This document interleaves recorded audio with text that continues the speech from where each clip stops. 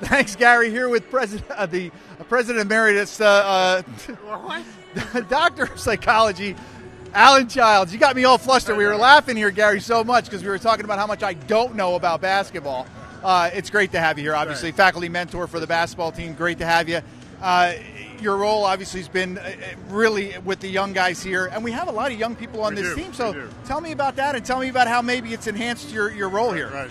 Well, I think it's always a special challenge to get people, to come here, deal with the academic demands, which, of course, hits them the day they walk in the door. But then right after that, the athletic demands. The fact that you're going to spend an awful lot of time putting yourself in a position to be the best student you can be, but also the best athlete that you can be. And that they have to lift that up a little bit.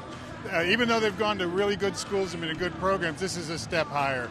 And I try to help them with that, but so do the other coaches and the professors. But that's my big job, particularly the first-year students, is getting them ready to do the work here academically, but also athletically. And they're impressive, these kids, obviously. They come in here with really a vision as to what they want to do. Absolutely. Now, Fran, we don't know when Fran's going to retire. He hasn't gotten rid of you, but you really must enjoy what you do because you're still teaching on campus, you told me. You still have a couple classes, so you're staying in touch with everything. Absolutely.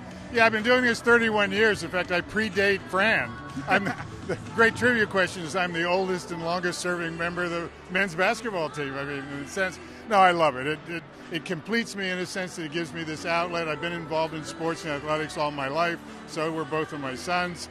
And it's something I really look forward to, and it balances the work that I do up on top of them. And that's the thing that attracted me to athletics in college was it's a balance. It gives me something to do physically and work that out, but also then to be challenged academically. And I love the way the two work together, and I like being a part of that. And that's what we teach the kids. We teach that balance is really what we have. And, just in the last couple of days, we've had some incredible things on campus. We've had a great article in Sports Illustrated about our rock star AD, Sharita. She's special. She is really a special person. Really, and we've had some great gifts that have come now for the lacrosse program and obviously our academic success. Yeah, right. Tell me a little bit about graduation rate. These kids not only come here, but they walk out with a degree. Yeah, they graduate at some of the highest rates in the country, particularly when you look at the athletes alone. But even our regular students graduate at a much higher rate than the average students across the country do.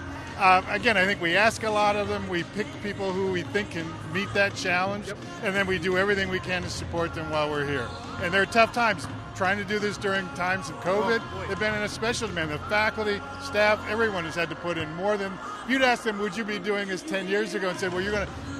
No. I mean, but I'll tell you what, my colleagues on the faculty as well as everyone on campus stepped it up. I couldn't be prouder of the bunch of people who gave more than could have been expected of them to make it work in the last 2 years. And those are things we don't see that are behind the scenes. You just think, well, everybody's COVID, everybody's sitting at home on their couch. Exactly. It's extra work. It's the more work they do, and the graduation rate reflects that. And then lastly, the alumni with the gifts, the giving back. I mean, we're going to build a brand new lacrosse center. It's amazing. If you haven't seen it, check it out on Go Leopards. Really. But that's got to make you proud that everybody that leaves here, it's not a 4-year school. No. It's a 4 and a 40-year program. It's really. That's one of the special things being a faculty member here is that you see your students come back and want to give back to the school.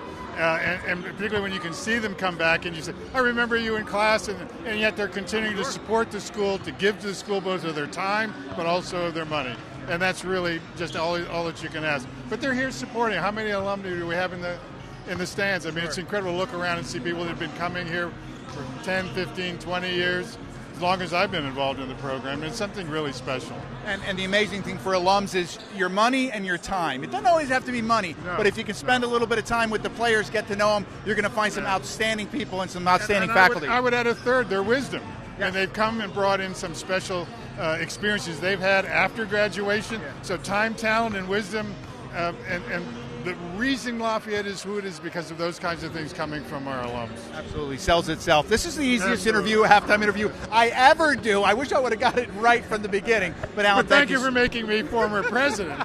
I missed that paycheck. Professor Emeritus. I missed that paycheck somewhere down the line. So did I. Gary, back to you. All right, guys. Great interview and a special congratulations to Lafayette. Their graduation rate, #1 in the nation. And this week, featured in Sports Illustrated Athletic Director Sharita Freeman. A big bunch of kudos to the Lafayette program. We'll be back with second half action. Stay with us.